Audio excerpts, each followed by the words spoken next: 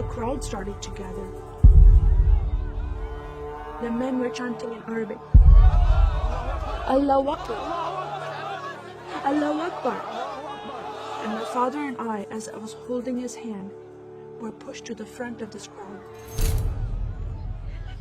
In the center of this crowd was an Arabic woman, dressed just like this, and she was tied up and she was sitting on a box. Next to her was an Arabic man, and he did a traditional Islamic prayer on the floor. And he got up from the floor, and from his side, he pulled out this very long golden sword, and he beheaded the woman. My legs are shaking, and my heart is going fast. And my father said, if you don't listen to the teachings we're instilling in your life, this will happen to you one day.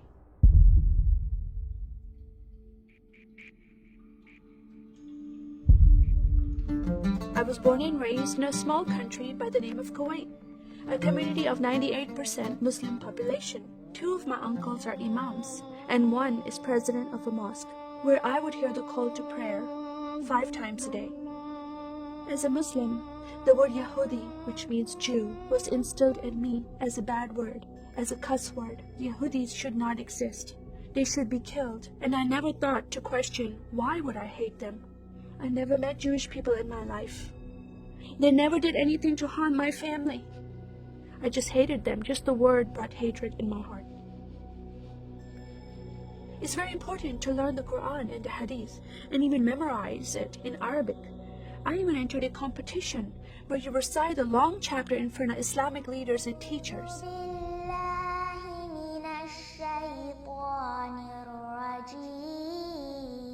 And I came 2nd place. I thought I did a good job. But my father said, no, that's not good enough. Most of my life for me, it was alone, by myself, broken person, in need of love from my family, but I never received it from them. I tried to experience this love from Creator God, from Allah. In my prayer times, I lifted up my hands and I cried out to Allah for help. Please have my father stop beating my mother. Please have my father stop beating me. But no help came. God is not a personable God to Muslims. God doesn't say, I love you. Saddam Hussein forces came in the middle of the night and invaded the small country of Kuwait. And then they came to my city, and they destroyed property, and they looted people's home, and they stole possessions, and they killed the men, and they raped the women. Then we were granted asylum status to stay in the US. My grandmother suddenly got very sick. She had a heart attack, and she went to the hospital. And 2 days later, she passed away. I was devastated because I lost my best friend. And this lady approached me and asked me if I was okay. And I said, no, Paula, my grandmother died. And I just started to cry again. At that moment, I was hurting so much, only crying helped. And Paula came to me and put her arms around me, and she gave me a hug. And then she asked me a question. Would you like to go to church with me? When I walked into this church, I experienced love from these people and acceptance from these people like I've never before. Fellowshipping together. They were men and women together. They didn't have to be separate. No one was judging each other. And they knew I was Muslim. They were so friendly to me themselves, accepting of me and loving of me. And that was really surprising to me. And for the first time in my life, I heard a message from the Bible.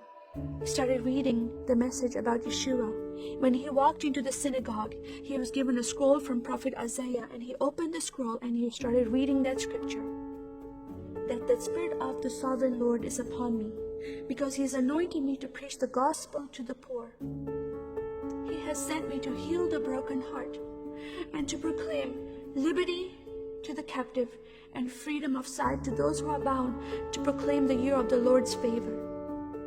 First time I heard these words of freedom and healing and liberty. I'm desperate to be freed from bondage. I was held captive in Islam, and I wanted to be freed from that. I was blinded with so much hatred in my heart. The darkness broke from my eyes. The veil came off my heart. I knew the decision I was making to leave Islam is a big decision. By Sharia law, Islamic law, it is death penalty. But I'm desperate to know a living God. In that day, I gave my life to becoming a follower of Jesus. This is the God of Israel, God of Abraham, Isaac, and Jacob. And the nation of Israel is God's heartbeat. And I said, God, forgive me. I did not know I hated your people. I love the Jewish people because it's their God, their Messiah that I'm following. And he told me to love them. I never knew what happened to the 6 million Jews that died. I never heard that in Kuwait in history. Now that I met Holocaust survivors, I know their story, and I shared my story with them. Your God, your Messiah, changed my heart, giving his life for me, so I can have life everlasting. He rescued me, he saved me, he came and brought joy in my life again, and I'm a blessed woman. And I start crying, and they start crying, and we are able to relate to each other, and they embrace me, and they love me, and they experience some healing, I believe, when they hear my story. That is a privilege to have that in my life. I am one for Israel.